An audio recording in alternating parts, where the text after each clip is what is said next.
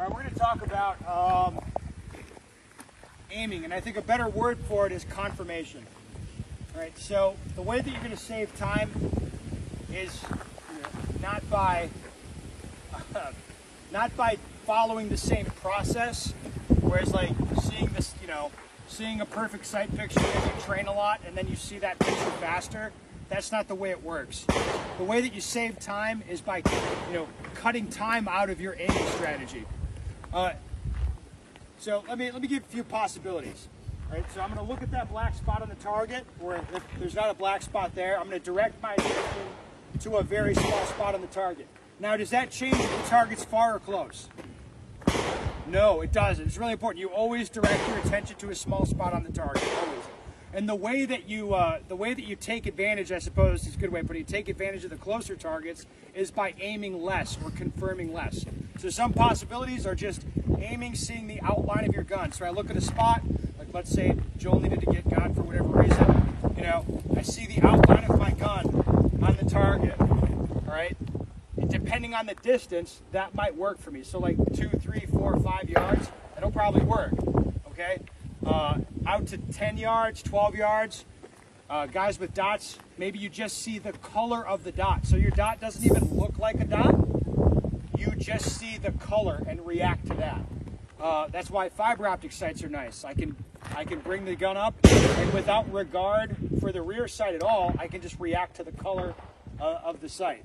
And then as the distance and difficulty increases, I'll get more and more towards a perfect sight picture with equal height, equal light, in the front sight perfectly set.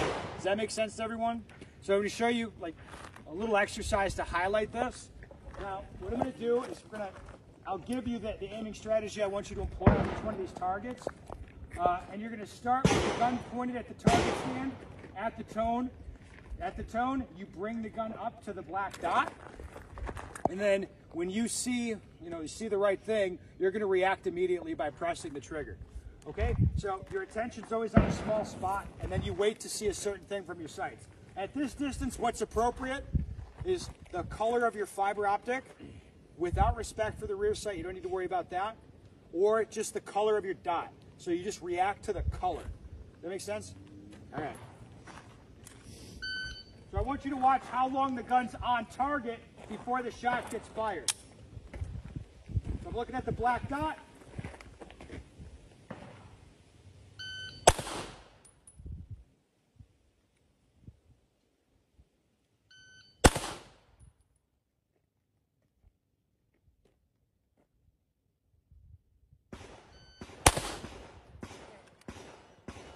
How long was that gun pointed there before I fired?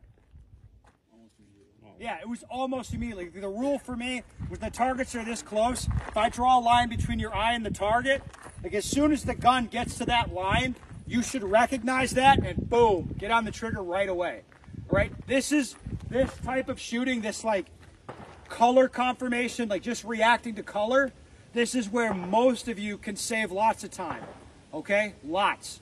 The target back there, now I'm going to bring the gun up and I'm going to see fiber stopped through the rear sight. If you're shooting a dot gun, your dot should look like a dot, not a streak, but a dot. It doesn't need to be stopped and stable, but it should look like a dot. Okay? So we'll see how much time this adds.